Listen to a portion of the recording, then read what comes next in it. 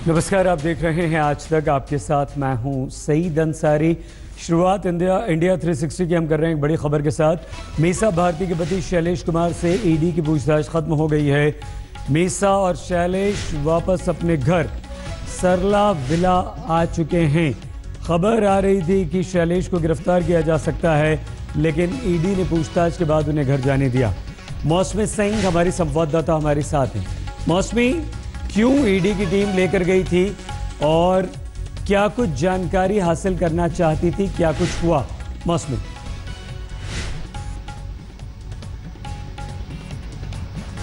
बिल्कुल सही। देखिए, सुबह 9 बजे से ही ईडी जो है लगातार छापेमारी कर रही है। जो 3 ठिकानों पर छापेमारी हुई है उसमें लगातार ईडी जो है सारे तार जोड़ने की कोशिश कर रही है। आपको बता दें कि 8,000 करोड़ के पूरे घपले का मामला है। किस तरह से काले धन को सफेद किया गया और जांच के घेरे में जहां पे जैन ब्रदर्स हैं, वहीं कहीं ना कहीं तार जांच के राजेश अग्रवाल जो जैन ब्रदर्स के सीए हैं उनके मीसा भारती से जुड़ रहे हैं और मिशेल कंपनी नाम की जो ये कंपनी मीसा भारती की है उससे जुड़ रहे हैं। और यही वजह है कि सुबह ईडी ने यहां पे जहां हम लोग खड़े हैं सरला विला में, यहां पे लगातार 6 से 7 घंटे शैलेश कुमार और मीसा भारती से पूछताछ की।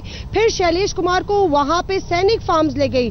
जाहिर है कि ईडी को कुछ दस्तावेज या कागज नहीं मिल रहे हैं और यही वजह है कि वो पूछताछ और कागजों के जरिए ये पता लगाने की कोशिश कर रही है कि आखिर कितनी शेल कंपनियां बनाई गई और किस तरह से कितने पैसे को की लॉन्ड्रिंग की गई है।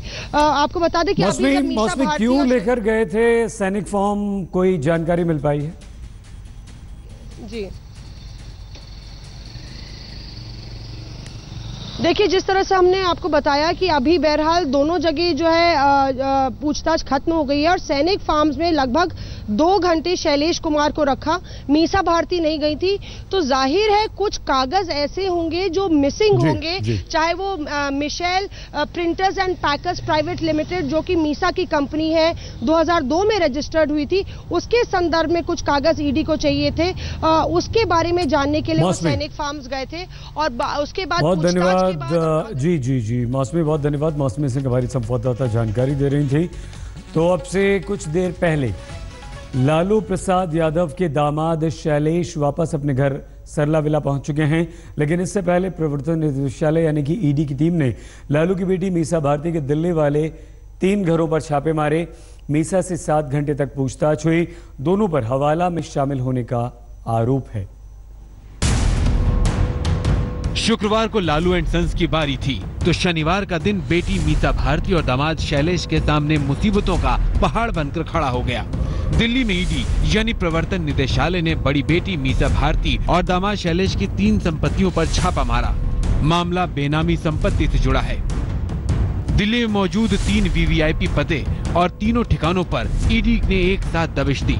जिस वक्त ईडी ने बेनामी संपत्ति को लेकर छापेमारी शुरू की, मीसा भारती और उनके पति शैलेश घिटोरनी वाले फार्म हाउस पर थे। लालू प्रसाद के परिवार के एक सदस्य की मुश्किलें बढ़ती जा रही हैं। सीबीआई की रेड शुक्रवार को हुई और अब मीसा भारती पर एनफोर्समेंट डायरेक्टरेट का शिकंजा कस रहा है। जी हां, हम लोग हैं सरला फार्म से। आपको बता दें कि ये बड़ा आलीशान बंगला ये घिटोरनी में है। हजारों करोड़ की प्रॉपर्टीज यहाँ पे होती हैं और बड़े बड़े पॉश फार्म्स यहाँ पे होते हैं। बेनामी संपत्ति के साथ साथ अब हवाला के आरोप पर घिरी मीसा भारती और शैलेश के खिलाफ गंभीर आरोप हैं। इसमें मीसा और शैलेश की कंपनियों पर 8,000 करोड़ के कालाधन को सफेद करने का मामला है।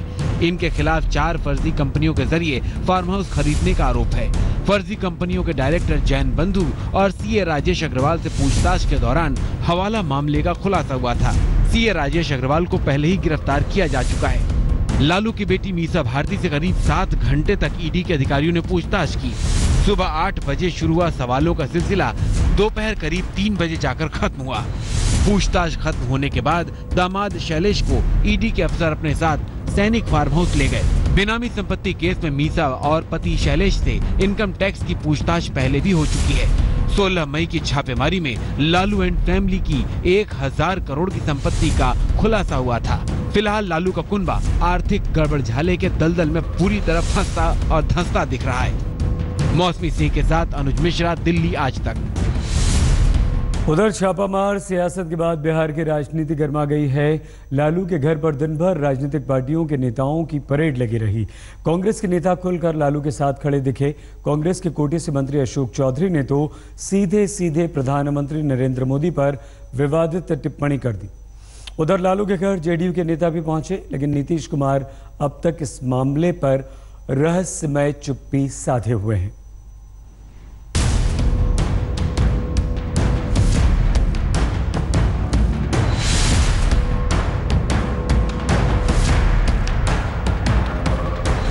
लालू यादव के कुनबे पर सीबीआई, इनकम टैक्स और प्रवर्तन निदेशालय के त्रिकोण का शिकंजा लगातार कसता जा रहा है।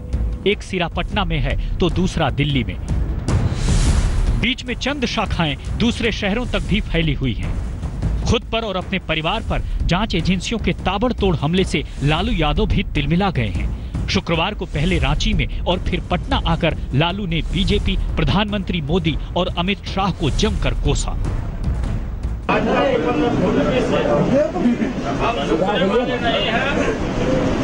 हम फांसी पर चढ़ जाएंगे और हमारा परिवार, जबकि फांसी का इनको गुंजाइशो नहीं है। ये बिल्कुल इनको हम नाबूद करके ही दम लेंगे इनको। अब बीजेपी और प्रधानमंत्री के खिलाफ मोर्चा खोलने की जिम्मेदारी उनकी पार्टी और सहयोगी दलों के सिपह सालारों ने थाम ली है। वहाँ खा करके अमित शाह की स्थिति क्या थी? अमित शाह तरीपार थे, हजारों लोगों की जान लेकर के प्रधानमंत्री बन गए। अब आज जो है लोगों को प्रताड़ित कर रहे हैं, जो उनके खिलाफ है उन लोगों के पर एक्ट किया जा रहा है। जब तेजस्वी यादव नाबालिग थे, जब जिस समय ये घटना हुई उस समय नाबालिग थे, उनको इम्प्लीकेट किया जा रहा है जानबूझ करके। वैसी ताकतें जो इस देश में भारतीय जनता पार्टी के साथ नहीं है, उनके खिलाफ एक्ट किया जाए। जेडीयू ने सीबीआई की मंशा पर सवाल दागते हुए पूछा है कि सिर्फ लालू ही क्यों, देश के तमाम नेताओं की संपत्ति की जांच क्यों नहीं होती। हालांकि बिहार में सरकार बनने से लेकर अब तक लालू ने नीतीश को अपना सच्चा मित्र कहा है, लेकिन अपने सच्चे मित्र की चुप्पी भी अब कई तरह की अटकलों को पैदा कर रही है। आरजेडी कार्यकर्ताओं के सख्त तेवरों को देखते हुए लालू के खिलाफ सबसे पहले मोर्चा खोलने वाले बीजेपी नेता सुशील मोदी के घर की सुरक्षा बढ़ा दी गई है। मुझे में कोई जान का खतरा नहीं है, और जब मैंने लालू यादव को 96 में झेल चुका हूं मैं, जिसमें लालू यादव की 167 विधानसभा की सीटें थी और लालू यादव बहुत ताकतवर थे। उस समय जो उनके गुंडों को झेल चुके हैं, तो अब तो लालू यादव बहुत कमजोर हो गए। इसलिए मैंने तो मैं सुरक्षा मांगूंगा, न मैंने मांगा है। सरकार को तय करना है क्या देना क्या नहीं देना, ये सरकार का निर्णय सरकार को करना है। बीजेपी का आक्रामक रवैया, बीजेपी और मोदी को बर्बाद करने की लालू प्रतिज्ञा और नीतीश की चुप्पी, मतलब साफ है निकट भविष्य में बिहार की सियासत में कुछ बड़ा भूचाल आने वाला है। पटना से रोहित सिंह और धर्मवीर सिन्हा के साथ आज तक ब्यूरो। एक बड़ी खबर इस वक्त आ रही है। बल्लभगढ़ में जुनैद पर कातिलाना हमला करने वाली भीड़ का मुख्य आरोपी पुलिस के हत्थे चढ़ गया। पुलिस ने महाराष्ट्र के धुले से इस शख्स को गिरफ्तार किया है। ईद से एक दिन पहले ये हत्या हुई थी। ट्रेन में कहासुनी हुई, लड़ाई झगड़ा हुआ और उसके बाद एक शख्स को पीट कर मार डाला गया था। बल्लभगढ़ में इस आरोपी को, हत्या का जो मुख्य आरोपी था, उसे महाराष्ट्र के धुले से गिरफ्तार किया गया। और अब खबर मुख्यमंत्री योगी आदित्यनाथ के शहर गोरखपुर से है। आदित्यनाथ अपने शहर में एक खास उद्देश्य से आए थे, लेकिन अपनी सादगी के लिए मशहूर मुख्यमंत्री के लिए प्रशासन ने तामझाम के साथ साथ ऐसी वीवीआईपी तैयारी की जिससे लेकर पहले भी सवाल उठ चुके हैं। आप खुद देखिए। गांव की गलियों में बिछ गया रेड कारपेट। शायद विकास के कुछ काले धब्बों को छुपाने के लिए रास्ते में लगे थे सफेद पर्दे।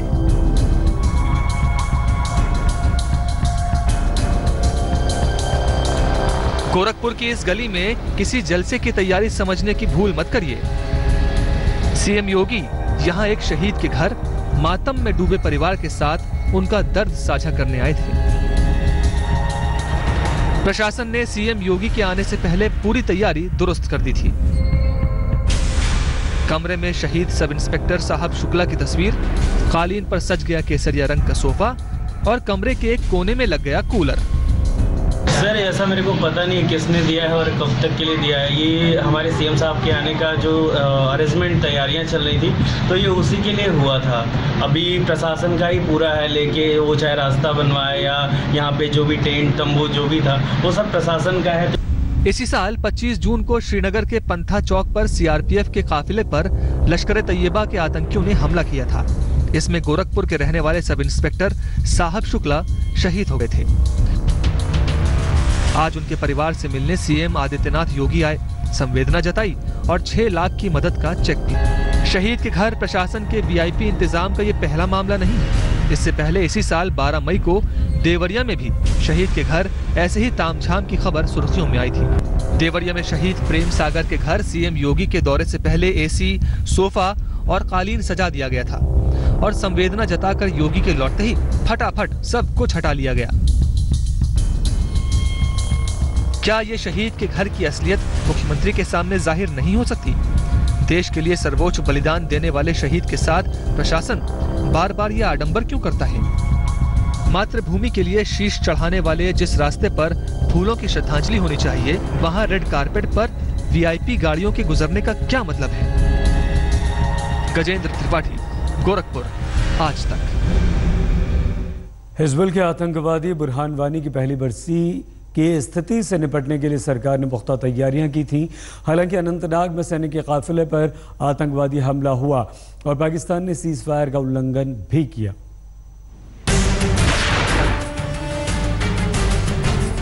हिजबुल मुजाहिदीन के खतरनाक आतंकी बुरहान वानी को ठीक 1 साल पहले सुरक्षा कर्मियों की बंदूक से निकली गोलियों ने हमेशा हमेशा के लिए खामोश कर दिया था। मौत की पहली बरसी पर जम्मू कश्मीर से अलग अलग तस्वीरें सामने आईं। जम्मू कश्मीर के 3 शहरों से आई ये 3 तस्वीर मौजूदा मंजर को बयां कर रही है। घाटी के श्रीनगर में सन्नाटा है। अनंतनाग इलाके में जम्मू श्रीनगर हाईवे बंद है, लेकिन घात लगाकर आतंकियों ने सेना के काफिले पर हमला किया, जिससे 3 सैनिक घायल हो गए। वहीं जम्मू में आतंकी बुरहान वानी और नवाज शरीफ के पुतले का दहन किया गया। घाटी में आतंकी के साथ अलगाववादियों की सहानुभूति है, तो जम्मू में बेतरतीब गुस्सा। ये बातें हिंदुस्तान के अंदर नहीं चलेंगी। बॉर्डर खोल दो। जो पाकिस्तानी जाना चाहता है उसको बॉर्डर खोल करके भेज दो। जो रह गए हिंदुस्तानी, और वो हिंदुस्तानी और तिरंगे झंडे का सम्मान करने वाले रहेंगे। सरकार ने बुरहान की बरसी के दिन हिंसा की आशंका को दबाने के लिए चप्पे चप्पे पर सुरक्षा कर्मियों की तैनाती की है। अमरनाथ यात्रा को भी जम्मू से घाटी के लिए 1 दिन के लिए रोक दिया गया। हालांकि इसी बीच सुबह सुबह पाकिस्तान ने पुंछ के चक्का दाबाग और खरी करमारा इलाके में एलओसी पर फिर से सीज फायर का उल्लंघन किया। पाकिस्तानी सेना की मोर्टार फायरिंग में छुट्टी पर घर आए सेना के एक जवान और उसकी पत्नी की मौत हो गई। पाकिस्तान अपनी नापाक हरकतों से बाज नहीं आ रहा है। हालांकि भारतीय फौज के करारे जवाब ने उसके हथियारों का मुंह बंद कर दिया है। भारत की ओर से संदेश साफ है, अब ना तो आतंकवाद सहेंगे और जो आतंकी बचे हैं उन्हें चुन चुन कर मारेंगे। जम्मू से अश्विनी कुमार के साथ आज तक ब्यूरो। दार्जिलिंग में फिर से हिंसा की आग भड़क गई है। दार्जिलिंग में एक शख्स की मौत के बाद गोरखा मुक्ति मोर्चा के कार्यकर्ताओं ने जमकर हंगामा किया, आगजनी की। हालांकि ममता ने इसे फिर से बीजेपी की साजिश कहा और बिमल गुरंग से बातचीत की पेशकश की। ममता के खिलाफ देश के कई शहरों में प्रदर्शन भी हुए।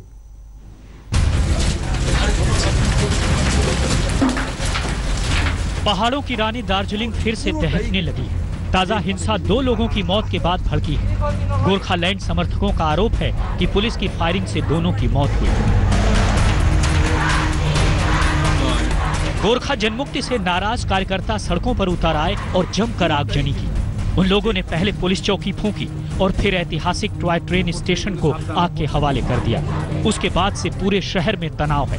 पिछले हफ्ते ही शहर से सेना को हटा लिया गया था, लेकिन एक बार फिर से आक्रोश की आग इस हिल स्टेशन को झुलसाने लगा है। दार्जिलिंग बवाल पर मुख्यमंत्री ममता बनर्जी भी लाल पीली हो रही है। पहले की तरह एक बार फिर से उन्हें इस हिंसा में बीजेपी का हाथ दिखाई दे रहा है। हालांकि ममता ने गोरखा जनमुक्ति मोर्चा को बातचीत का न्योता भेजा है। शायद हिंसा की आग से ममता की सख्ती पिघलने लगी है। Government must do the people's work. Government का पॉलिटिक्स का साथ क्या संबंध होता है? ये तो पूरा गवर्नमेंट नहीं है, तो पॉलिटिकल गवर्नमेंट हो गया, पॉलिटिकल वेंडेटा हो गया। हालांकि उत्तर 24 परगना के बसीरहाट में हिंसा की लपटें शांत हैं, लेकिन केंद्र से आए नेताओं की एंट्री अभी भी बंद है। अब तो ममता के खिलाफ देश के अलग अलग शहरों में प्रदर्शन तक शुरू हो चुका है। कोलकाता, दिल्ली और मुंबई में ममता के खिलाफ प्रदर्शन हुआ। नारा लगा, ममता हटाओ, बंगाल बचाओ। इस प्रदर्शन को बीजेपी का समर्थन भी हासिल था। दार्जिलिंग और बसीरहाट को लेकर ममता के लिए फिलहाल हालात थोड़े मुश्किल हैं। परीक्षा उनके सियासी कौशल की है। कोलकाता से इंद्रजीत कुंडू, मुंबई से मुस्तफा शेख और दिल्ली से परवीना पुरकायस्था के साथ आज तक न्यूज। खबर छत्तीसगढ़ के दंतेवाड़ा की है, जहां नक्सल और पुलिस की झड़प सुर्खियां बनती रहती हैं। जान हथेली पर यहां पर नदी पार करने को लोग मजबूर हैं। नीचे गहरी पहाड़ी और ऊपर सिर्फ एक पतली रस्सी के सहारे झूलती जिंदगी। तार से नदी पार करती महिलाएं, बुजुर्ग और बच्चों को देखकर आपकी हमारी सांसें रुक जाती। ये कोई सर्कस का खेल नहीं, बल्कि बेबसी है। रमन सिंह के विकास के दावों की पोल खोलने वाली ये तस्वीर है।